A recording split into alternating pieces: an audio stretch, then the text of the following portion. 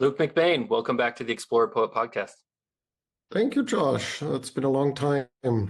Yeah, absolutely. Yeah, yeah, I appreciate you being patient with me here. We're having some audio video issues, but we were talking a little bit about meditation, and you've kind of had this experience. I guess you've kind of run an experiment on yourself, trying to figure out meditation and what good it can do for you. And it sounds like you've had some pretty interesting experiences. So I would love to jump into that with you.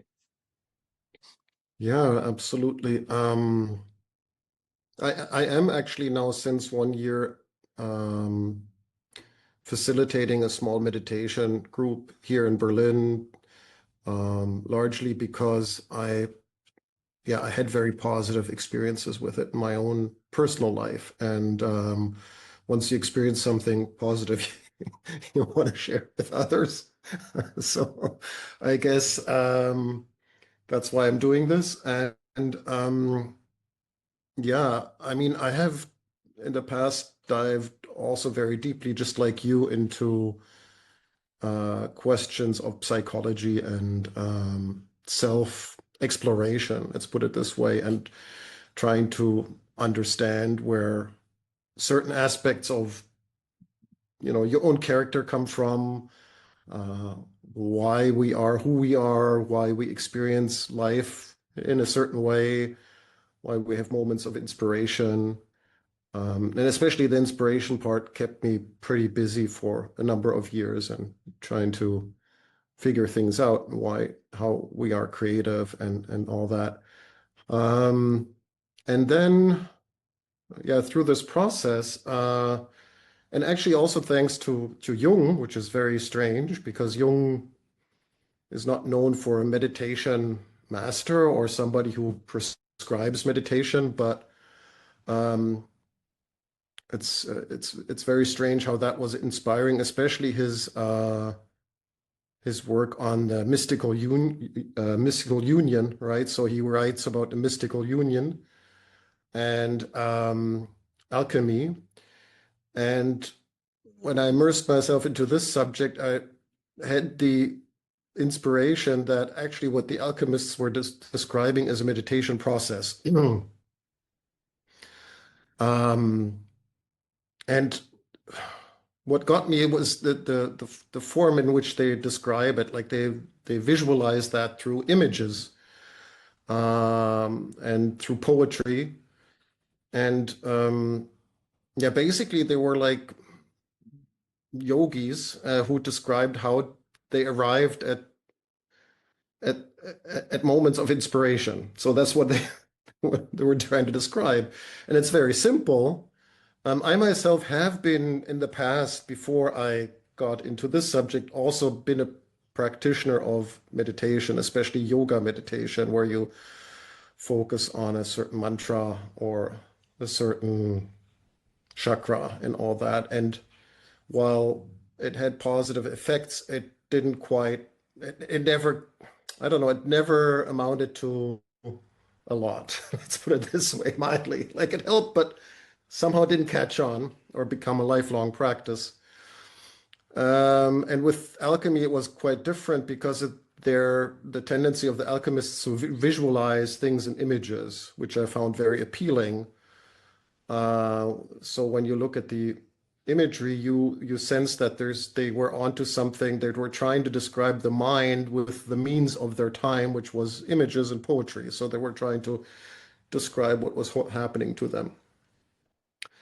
And in the mystical union, they describe the marriage of the queen and the king, and even Jung would go as far to say, well, one is the conscious side of the mind, and the other is the subconscious, and then you have the alchemical wedding of both sides of the mind, and then inspiration enters through that union, basically through the mind, symbolized usually through a white dove, which comes from heaven and can also be seen as the Holy Ghost, or sometimes the alchemists will call this Mercury or the Holy Spirit, and so on and so forth. So I said, after doing a lot of self-exploration and on a psychological level, I said, well, let's put this whole business into practice and meditate in this, see it as a prescription how to meditate, which is to sit and try to marry these two sides of the mind, the conscious and the subconscious, and let's see what happens, right? And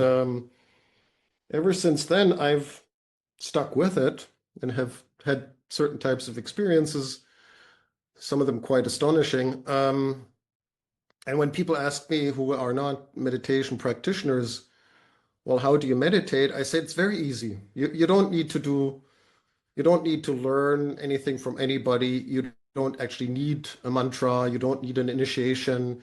You don't need a master. It's very simple. You just sit down, you relax, and then you see that, the mind has two major functions. One is, your thoughts, which come up. You start thinking, you see your thoughts moving all the time and thinking about the day. And if you relax a little bit more and just focus on your breathing, you see that images start coming up. So it's the same process when basically just going to bed and falling asleep, right? It's the same process. You go to sleep, and if you can't sleep, it's usually because your mind is very active and produces thoughts. But once you're able to let go of that, so images come up, and then you're gone, basically. Then you're already asleep. So in this alchemical way of meditation, what you do is you try to let go of the thoughts, but not to immerse yourself in the imagery. So to try to stay in the middle of this mystical union and not to give way to either thoughts or the imagery in that process. So that's it. It's very simple. I mean, the first 6 months or so are a little bit challenging, but it gets easier as you move along. And again, what's interesting, it seems to it's all out there. It's a very simple process. They've described it in great detail, these alchemists, and of course Jung also in his work describes it, and anybody can do it. Yeah, that's Yeah. interesting. I actually spoke just recently, I spoke with Dr. Connie Zweig, and she's a Jungian who started off in the transcendental meditation space, and she moved away from that eventually. But she then became very focused on the shadow and doing shadow work. And she has a very interesting process for doing shadow work, which in a sense, it sounds similar to what you're describing, where she says you start with grounding yourself, meditation. It could be anything. You could be walking, you could go for a walk, but just, be paying attention to yourself and kind of grounding yourself. And then as you do that, you pay attention to the thoughts and images that arise in such a way that, for her, she was speaking specifically about dealing with the shadow, the kind of the self-sabotaging aspects of the shadow, where you may have some behaviors, you may have some thoughts or core beliefs that eventually they trip you up in life in an unconscious way, and you don't understand why you keep kind of making the same mistakes that hold you back. And she was saying that what you do is you spend time thinking about or just kind of observing the things that arise within you, and then rather than push them off, rather than ignore them, you actually engage with them, where you interact with them, you ask them questions, you ask them who they are. She recommends labeling them. So if you think about it from a archetypal perspective, these characters arise within you, and it may be the character that wants to overeat, the character that wants to overwork, the character that wants to stay up late at night and be very tired the next day. And so you start labeling these characters, and then once they're labeled, you can actually interact with them as if they're some real thing, and they are a part of you in a way. And so from her perspective, this is shadow work in the sense that you start to see what's in the shadow, you start to label it, and then you start to interact with it, asking it what it needs, why it's behaving this way. And you do it in a kind of an explorative, in an explorative sense, where you are trying to genuinely get to know this aspect of yourself and make it feel heard, make it feel understood. And in that way, you gradually kind of release these energies that have control over you, or from a Jungian perspective, you might say integrate these aspects of you that have some control over you. And it sounds very similar. It's interesting because yeah, this balance between seeing the images and noticing your thoughts, but then not becoming entangled with either one of them, kind of walking that middle point where you're it's all it's all very connected to kind of your idea of luminosity in a sense, because it's always that liminal space where you're not fully on either side of the line. How do you do that? How do you, is there a specific way or method for just staying in that space and observing without getting pulled one direction to the other? Yeah, I mean, yes and no. I mean, I think it is helpful in a meditation process to um, be able to do what you just described, to have a very good understanding of yourself and also what you and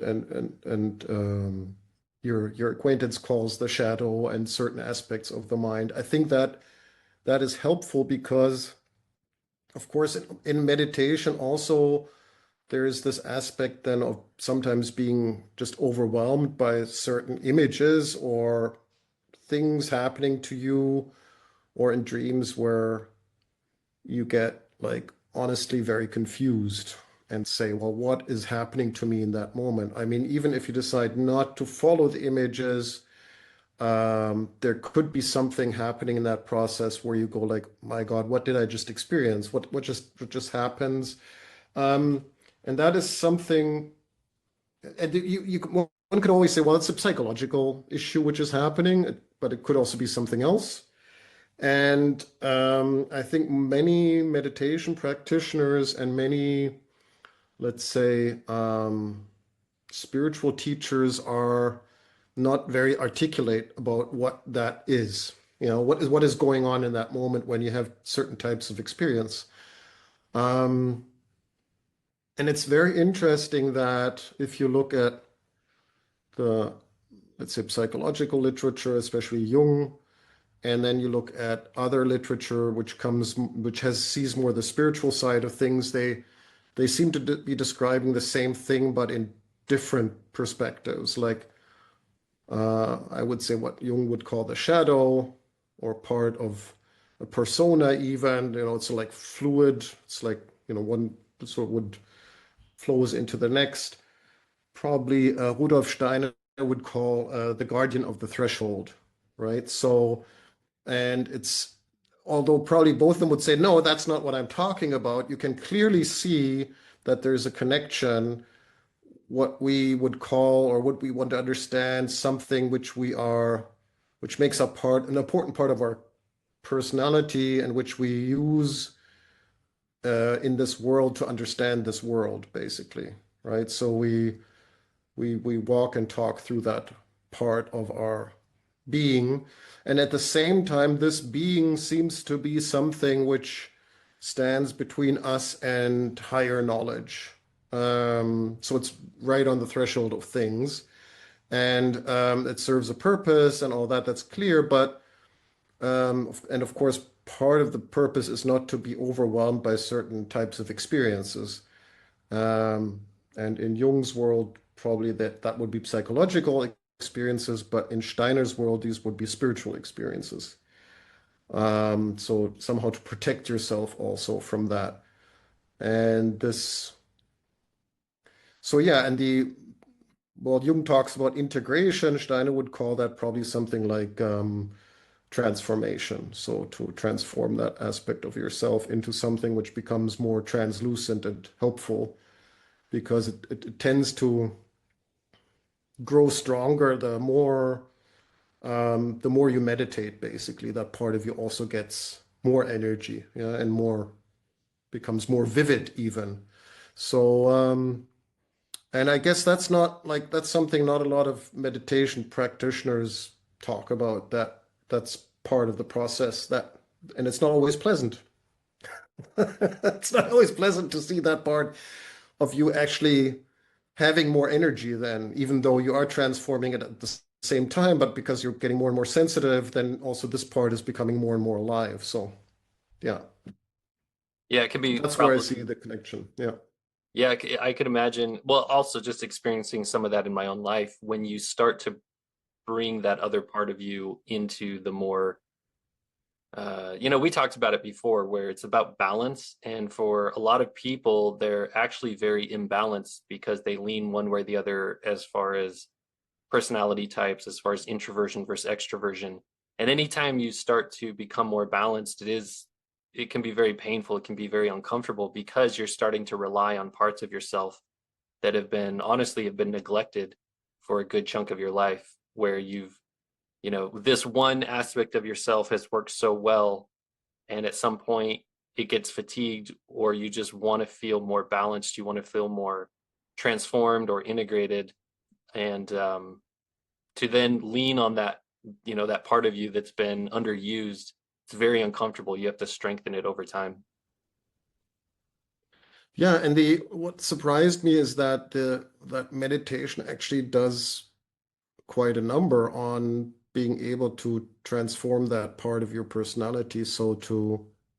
Um, and that is something I think I would have never said 1 year before, but that let's say certain qualities you have, which are, as you said, like maybe self-sabotaging or standing in your way or causing you problems, and that these can be mitigated and transformed through meditation. I wouldn't have thought that was possible, and especially in terms of, as I said, I was a little bit dismissive of yoga just when we started, but actually there is something to that where you can meditate on certain energy centers, and the energy in those centers starts to transform, starts to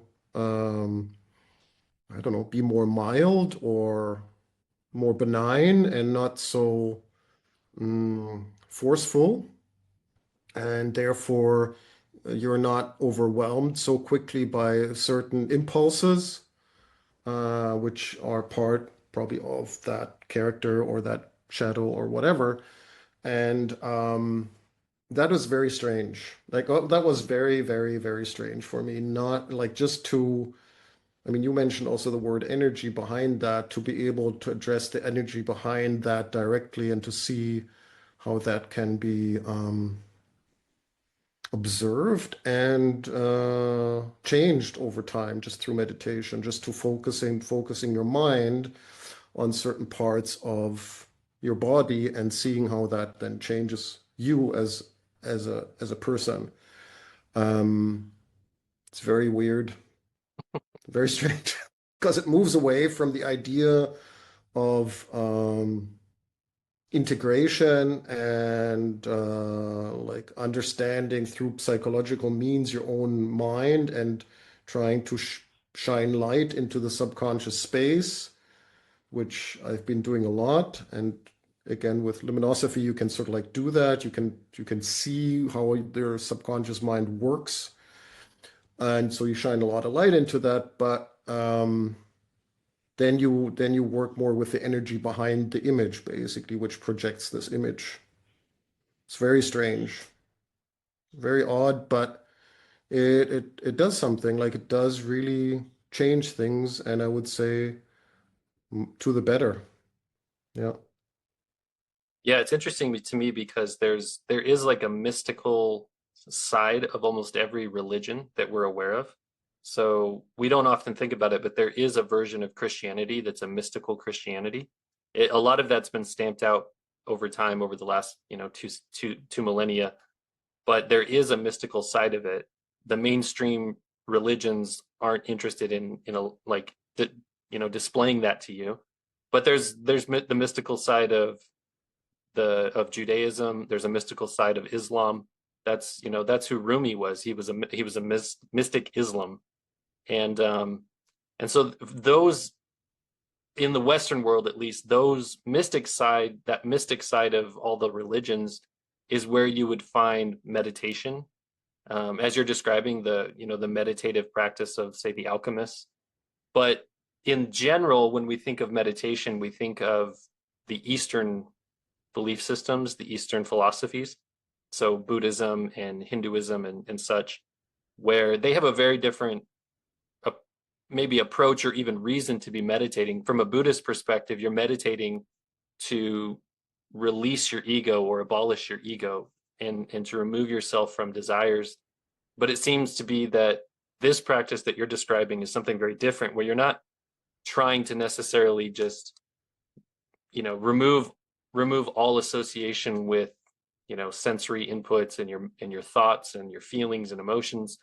But what you're actually trying to do is spend time with them and allow, the way that you said it is the energy puts forward an image or projects an image, and it's as if you're trying to spend time with both the image but also then get down to the energy where it's coming from, whatever that spiritual thing is that's putting forth the image.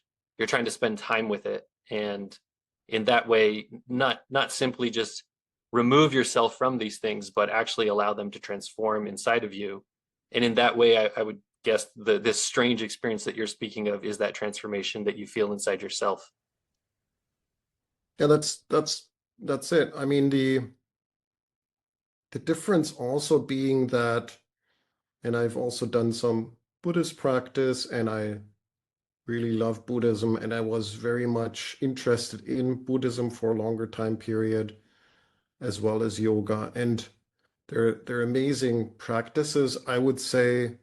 And of course, if you feel inspired by these practices, it's probably a good thing, right? So if it helps you, you should do what helps you. What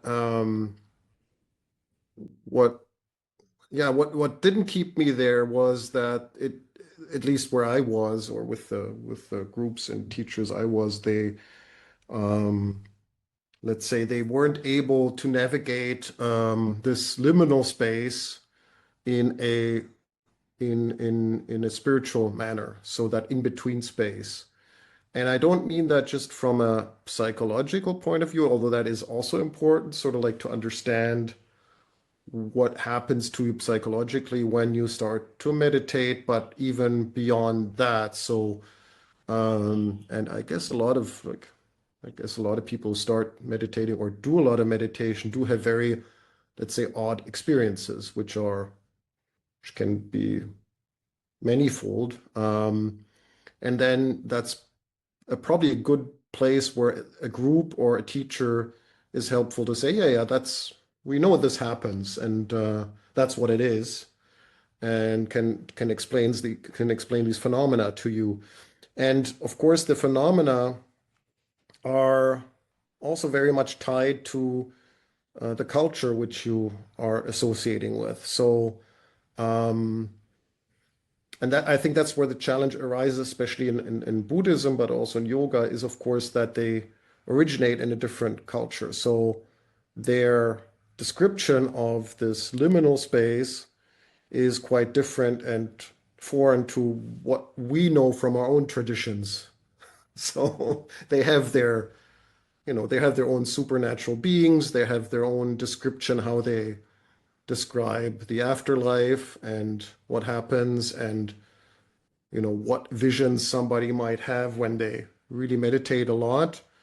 But they're very far from removed from our own traditions in the West. So I guess if you sort of like can relate to them and feel inspired by these descriptions, that's a good thing. But if you always feel them as foreign and just exotic, maybe it's good to look into your own traditions and try to understand uh, why we see other things in that space, why we have other symbols and images which come up there, and what are they? And so yeah, that's the reason why I didn't stick around for that. Although I really respect and I've learned a lot there, and I really respect the approach.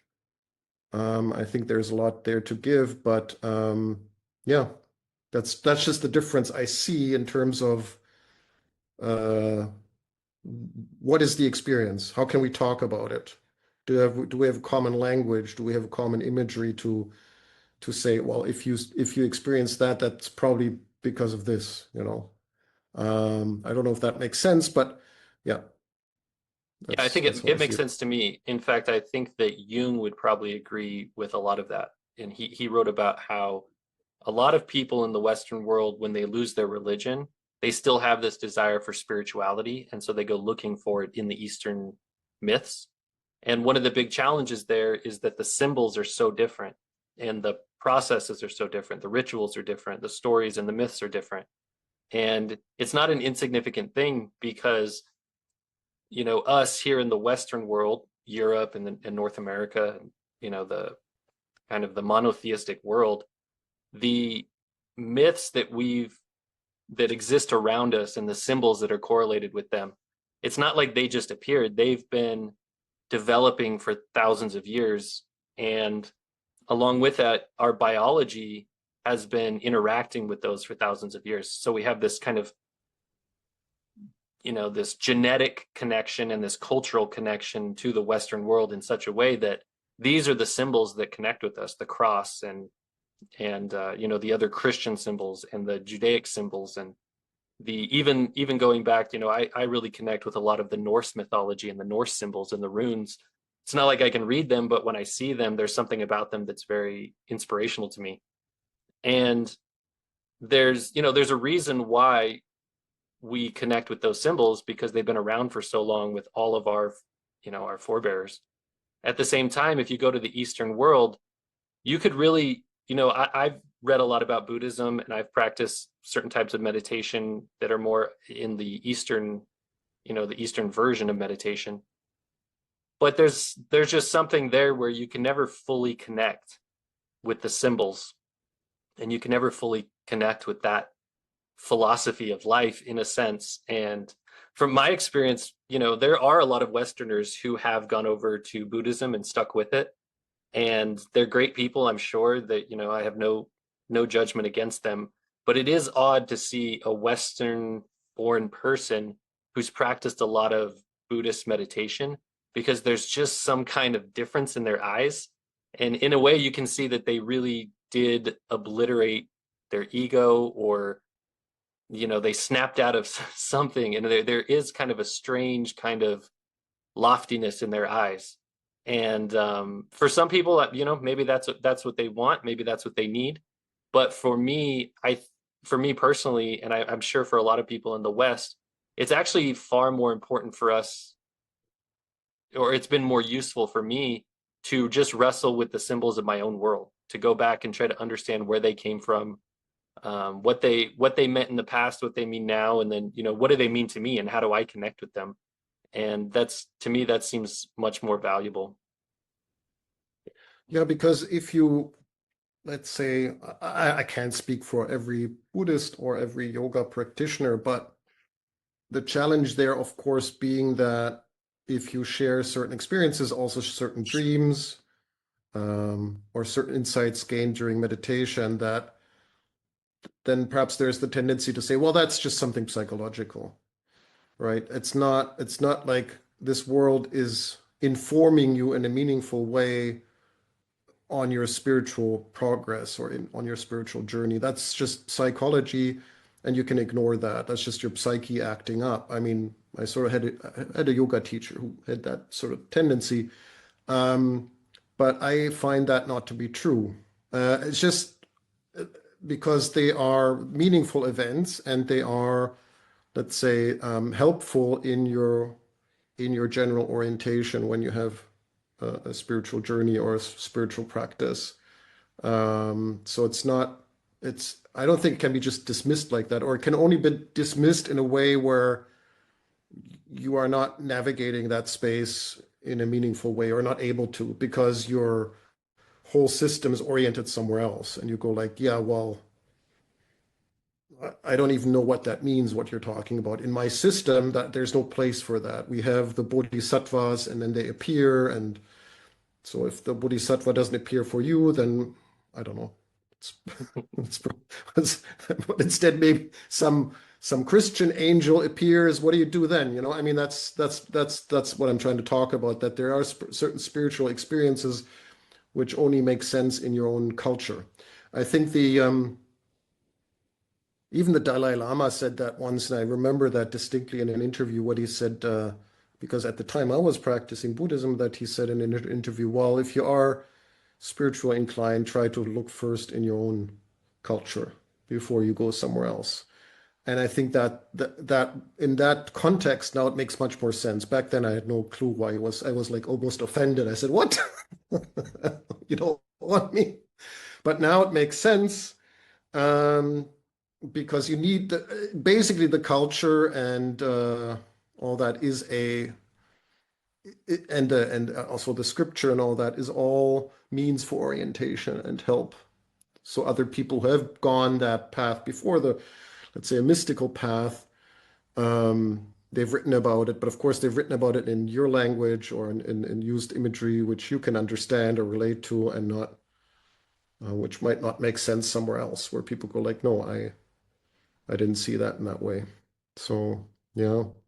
Language is so important too. I mean, to really be able to talk about something, to wrestle with it, to explore it, you've got to be able to put a word to it. You have to label it. Language is this magical thing where once something has a word that describes it, it pulls it into reality and it makes it tangible in a Mhm. sense. And without, obviously there is language to describe all of the symbols and the stories and the characters from other myths, but it's not your language. So in the same way you were describing, the characters or the appearances in the Eastern world, those words don't mean anything to us because they're from a different language. It's like when I was younger, I served an LDS mission in Korea. And while I'm there, I'm learning Korean. And part of doing that was I learned, just not in my studies, but just being around other people and on the streets, I learned a lot of the Korean swear words. And if I was to say a Korean, like, not that I did because I was a missionary, but if I was to say a swear word in front of a Korean in their language, they would have an emotional reaction to that word. But for me, being a foreigner, they didn't mean anything to me. They were just sounds, and I had no emotional connection to them. And I found that fascinating. And in the same way, when you're out on the street, you come across Korean kids, high school kids or whatever, and they all learn English over there, and so they want to speak with you, but they also know the swear words, and so they're throwing out these swear words in English at us, and they have no emotional connection to those swear words.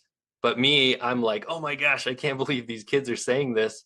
But it's just because that's how language works. And in the same vein, in the spiritual realm, even in the psychological realm, you use these words to describe things. And so when you say angel or demon in the Western world, everybody has like a firm, or at least a personal understanding of what that word means, even if it's not the same as the collective. At least you have an intimate understanding of what that word is. And when you go into other places and you experience other symbols and words to describe those symbols, you just don't have that same long-standing kind of emotional connection with them. And I think it's really important as far as the workings of the psyche or spiritual work, which is interesting also because you in your meditation have distinguished between kind of psychology and spirituality. And I'm actually curious to hear you kind of explain that a little further. How do you differentiate the two, and what language would you use in this meditative practice that is more in line with spiritual? How does that, what differentiates the two? What distinguishes the psychological from the spiritual? That's a good question. I think it's all a matter of perspective in the end. Let's say, and it's really, really difficult to explain that because it's a matter of experience and it's a matter of uh, maybe partly also belief. And but for example, hmm, if we dive together into a liminal experience and look at it, we can say, oh, this is all psychology. So this is all produced by my mind. And I might as go as far to say, okay, our minds, or there is something even like a collective subconscious which produces a culture and all that. So it's still a mind issue. It's still produced by our minds, maybe. And the other perspective is then to say, well, there seems to be something present which is not in our mind anymore. And that would be something spiritual. So, and then you can say, I accept that, or I don't accept it. So that's a matter of choice, and that's totally fine. Like you can just say, no, I don't believe in that. Doesn't exist. Or you say, and I guess the differentiating factor is what helps you to understand your life better and helps you to have a better life and to be a better person. And if you are, happy with the psychological explanation and that satisfies these needs, then that's fine. But there seems to be too many unanswered questions, like which I think cannot be explained anymore by psychology itself. So um, there is this, for example, there is this very strange, and anybody can try that out, is to just take any childhood memory which is important to you and not see it as a actual event, but a dream event. And if you do that, like you, as I said, sometimes things are just a matter of perspective. If you change the perspective and say that was just a dream, or just a dream is good, but that let me see that as a dream. Um, Immediately, what happens is you see this as an important spiritual event. It's very strange how that happens, but I can just recommend everybody doing that and saying, if this were a dream, if that is something I had dreamed, and what would be the significance of this dream, then the significance usually always is a spiritual significance. It's very, very strange. So, and how can you explain that? Like, why does that happen, and why does that happen to a lot of people? You do that with, I've done a lot of these sessions with people where you ask them to do that, and immediately they feel uplifted. They feel that they're part of something much bigger, which higher significance, which transcends themselves as individuals, and they are sort of relieved of this notion that life is just cause and effect. Like this insight is almost instantaneous, that they are liberated from the notion, oh, it's my life is just like cause and effect, or my life is a production of my psyche, whatever, So you could say either circumstances or psyche.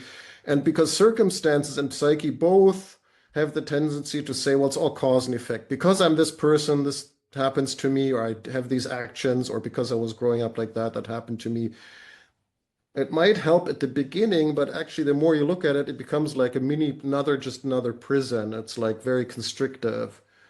So once you sort of look at the memory and say, if this is just a dream, you notice that there's something higher in the play of creating that dream. It transcends you as an individual, it transcends you as a psychological being, it transcends the circumstances which the event happened in. It's very strange, but it happens, and then people feel liberated. And that's, I think, the most important part is to find ways where we feel liberated, we feel free of these constraints which we experience every day. And yeah, that's one of the ways how you can have a different perspective on yourself instantaneously, very quickly, without years of meditation. So yeah. Yeah, just recently, I spoke to another Jungian analyst named Robert Hopke, and he talked to me in depth about Jung's idea of synchronicity. And one of the mistakes that people often make is assuming that synchronicity means cause and effect, whereas Jung specifically called it an acausal phenomenon, meaning that there isn't this like thing going on out here. It's rather any kind of meaning making that you feel or that you experience through the course of your life, like the connection between internal and external things, or just two external things. That connection is acausal, meaning that there is no real cause and effect. It's just that your mind is making connections. And in a sense, to me, that when those kind of things do happen, and they happen for me all the time, it does feel spiritual in a way where perhaps it just feels like there is something bigger going on that I don't actually have control over. But it's kind of like these little, it's like the universe winking at you and saying like something's going on. Like I'm, there's a bigger story at play here.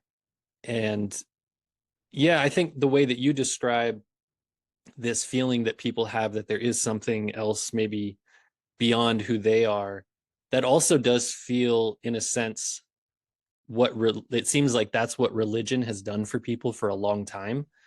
And in our Western world, again, we have in the Christian world, we have these ideas of God and Jesus Christ and the Holy Spirit and this gospel and this salvation and resurrection.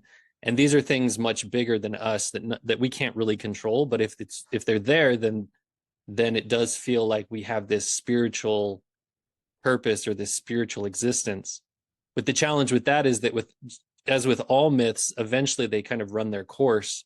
And you can see in the Western world, particularly in Europe in the late 1800s, the kind of the gradual falling away from Christianity, and you see it in the United States, maybe not as much, but it's happening more and more, where people are stepping away from their religion, and they might say, I still believe in a higher power, I still believe in a God, but I don't believe in these religions anymore. I'm no longer tied to this particular brand of theism.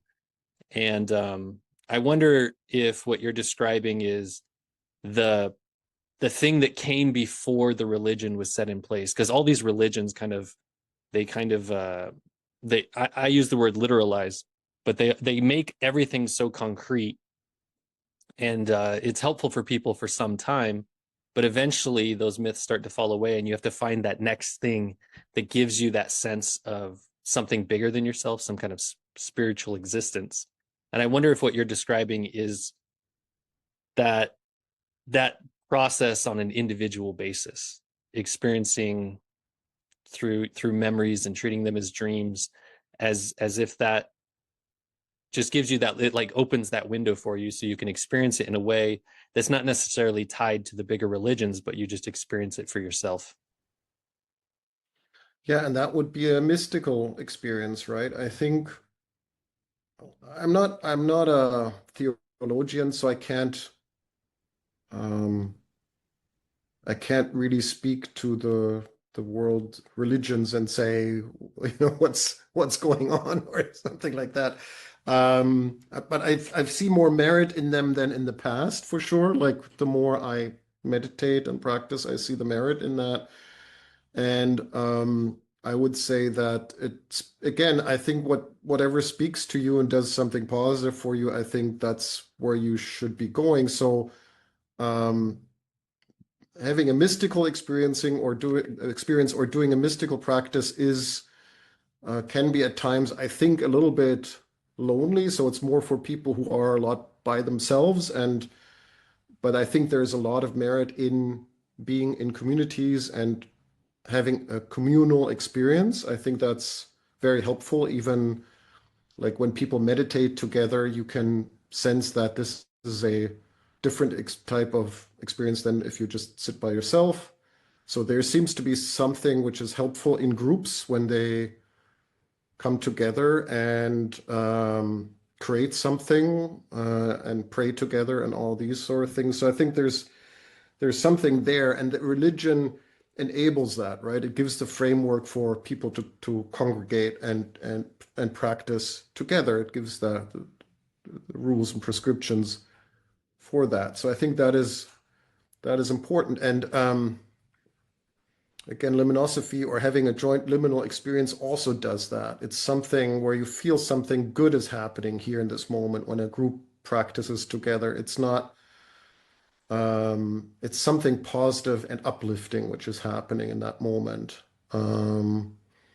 So I think there is some merit, and then there's probably people who say, you know, I just feel I need to do that. I need to do that by myself. It's just that's the pathway I need to go. I feel inspired by certain mystical practices and teachers and all that. So, listen to them or work with them. So I guess it's just a matter where you feel at home with your spiritual inclinations, I guess, yeah, and where you feel that something important is going on. Again, this question of transcendence. So if you're in a gospel choir and you feel touched or something, then that's the place where you probably should be practicing. And yeah, apart from that, I really don't know. Like, are do we miss a lot of these aspects in everyday life? Sure. I can only agree with you there. So I don't know what's happening, but we certainly do miss that. And I think a lot of you've been talking about that a lot. How what's going on? Why do we have that experience of the lack of meaning, and how to infuse our lives again more with that? So. I don't know, but can we hope for the religions? The religions probably used to afford that a lot, and maybe now in the West not as much as now. So I don't know. It's a big question. It is a big question. Yeah, the when I think about religion or myths in general, I see them as going through an evolutionary process, very similar to, the way that biological evolution is described. And in that way, all of our modern myths have within them the mimetic code from the myths that came before them. And so they kind of grow and build on each other. And it is an interesting question to me to wonder where the myths are headed today. And I don't have a solid answer. I mean, it's Hmm. gonna play out over a long period of time, but it is interesting to consider that the myths that came before us and gave us the world that we live in, they're going to evolve into something else going forward. And it'll be very curious. I'm very curious to know, what the world looks like in 100 years or 1,000 years when it comes to mythology and what people believe collectively, or, maybe in our Western world individually. It's very fascinating. But I do think that it's interesting to hear you say that you are more, I guess, sympathetic or understanding of the religions now than you maybe were in the past. And it's interesting for me because I feel the same way. Coming from a very strict religious background as a child, and then even in my early adult life, very strict Mormonism. And for me, the experience was that the religion was very literalized. It was very concrete. It was so real in the sense that it was the framework through which I viewed everything else. And then to have that framework kind of fall down around me and then have to start over, there's a real sense of when you step away from a religion, there's a real sense that you've been betrayed, because you come to see all of it as this big falsehood, this big lie. I don't necessarily think it's that anymore. In fact, I'm in the same way that you said you see the religions differently now. I feel the same way. I'm much more sympathetic towards the, maybe not the leaders of the religions, but even then, I don't always think that even the people at the very top of a religion know exactly what they're doing as far as perhaps leading people astray. I think everybody, for the most part, is pretty sincere. And it's just that that's how the human psyche orients itself, is through these collective stories. And so when I look at people who are very religious, who have a very literal interpretation of their religion and think that that's reality, I have a lot more kind of understanding and sympathy for them. No, I'm not saying pity. I'm just saying I understand where they're coming from, because this is how humans have organized themselves for almost as long as we've been humans.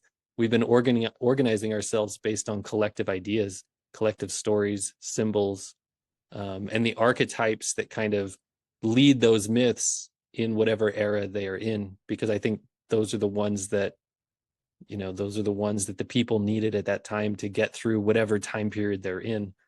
And yeah, in that sense, I think of Christianity very differently than I used to. I think of the Christian myth as probably the culmination of the hero story. You can't really think of a hero who came from less, endured more, misbehaved less than Jesus Christ, he's probably that culmination of the hero myth.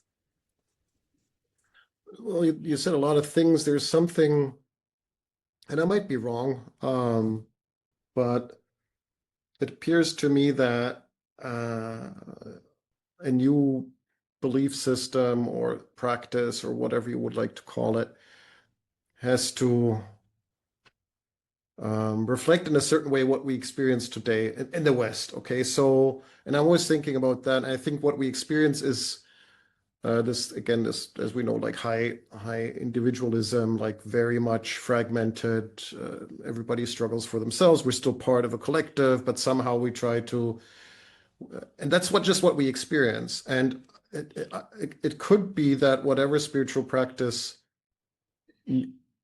is there would need to reflect that as well, to say, actually, what you're experiencing is not something bad, it's something necessary, and it's something very good, in fact. And uh, since we all experience that, there is already this communion again of people who say, yeah, we all have this, but when we come together, we have that again, that transcendental experience together. So, and I'm much more optimistic now than I was a couple of years ago, because that seems almost like impossible, like to think even this thought to say, how can you accommodate everybody? That's not possible, right? I assume, but I don't know, is that, in your experience of Mormonism or what other people say, is that, okay, we adopt these practices because we believe they're beneficial for us. But after several years, I don't see the point or the benefit of what's going on. And when I look around me, I also don't see any benefit in all. So I really am disappointed in what's going on. But I think that's how they were thought at a certain point, is if you do that, then it'll have a positive spiritual effect on you, right? So, and what happens now is it could be the other way around, that whatever needs to be done for people is very much incorporate that type of experience here, which we have, and say it's totally fine. Because there's another thing where you said collective stories and collective myths, and what came to mind is that a lot of these aspects also, where I was puzzling about that and said, what are our collective stories? What are our collective myths? Everything is fragmented. Everywhere there's an opinion. People see different things all the time, or have a different opinion about everything. Where I got like, well, maybe that is part of our collective experience. And maybe sometimes things are even much closer, and we're just not able to see them clearly, because everything has become so close to us. I don't even know how to say that, but let's say cinema or Netflix, or everybody watches that stuff. And actually what you're always engaging in is some sort of collective mythological experience, but it's just like we take it for granted. It happens every day. We talk about it with friends and so on and so forth. So some things seem to be going on, which that's what I'm trying to say. There's a lot of things going on which we are taking for granted, but which have actually much higher significance than we sometimes ascribe to them. So, well, this is just entertainment, or this is just for fun, or whatever. But actually, there is something more important going on. So these 2 points I just wanted to make is that I think it's okay if a practice responds to what's happening and reflects what's happening in our society, and I think that is probably something which is needed. And the other part is, once you distance yourself from these events, these everyday events, you start to see their significance, and you go like, there are important things going on. We just don't label them as important. I don't know if that makes sense. It makes a That lot of made sense. sense. Yeah, it makes a lot of sense. There's the way that you describe, going to the cinema, going to the movies, and you think of it just as entertainment. That's when a story goes from just being a story to a myth, is when the people no longer see it as anything that's influencing them. They just see it as reality. This is just what we do. This is just how we live. This is just how things are. And in truth, it's not just how things are, it's how things are right now, because we don't see them as these myth making experiences. We just accept them, in the way that we accept national borders, and we accept money, and you know we accept allegiance to an athletic team. These just seem like normal things to us. They just seem to be the way that things are. But all of these things are things that we created, that we invented all of them. And that's the power of myth, is to present a reality to you in such a way that you don't even know it's being presented. You just think that it is. And I find that fascinating. And then also going back to what you're saying about, everybody having their own opinions and everybody having their own thoughts about everything. And it does feel that way. But I think that that's the result of worshiping a monotheistic God for the last few thousand years in the Western world. Because from a Joseph Campbell perspective, to worship something is to emulate it. And it makes a lot of sense. Anytime you're trying to worship any of the ancient gods, or you're trying to worship, Jesus Christ, what you're trying to do is be like Jesus Christ. You want to, what would Jesus do? How would Jesus act? What would Jesus say? How would he treat his brothers and sisters? And so to worship something is to emulate it. And the way that the myths work is that over time we worship those gods long enough that it has the effect on us as a collective that we actually become more and more like that thing. And so when you worship a monotheistic God, meaning a God who's an individual, there's only one of them, all of a sudden the gods aren't collective, the God is an individual. And if we worship that God long enough, we all start to feel like we're individuals. It may not be an actual reality, but it is the way that our psyches become oriented. And so then you end up in a world like this, where we have all these underlying myths that we actually most likely agree on, because we're not even conscious that we're agreeing on them. But in the Western world, you end up with all these individuals who, about every political issue and every cultural issue and everything that's going on, everybody has their own opinion about what's going on, because we've moved so far towards the individualistic side of things and away from that collective side. And I have my own theories about where part of the myth is headed around that individualism. And I think if you've ever read Carl Jung's Red Book, you would kind of see where his mind was going with this idea of where the individual is going. But who knows? And it may just be a pocket of the entire world that heads in that direction, because there's so many different branches on this tree that we really don't know where everything's going to end up. Yeah, I think also I see that a little bit also more positive now, this individualism, because I see it as an expression of freedom. So, and apparently we are becoming more free to think all sorts of things. And so it's becoming more different and diverse and fragmented. But so it just depends. I think that the main point is then, what do you do with that freedom? How do you use it?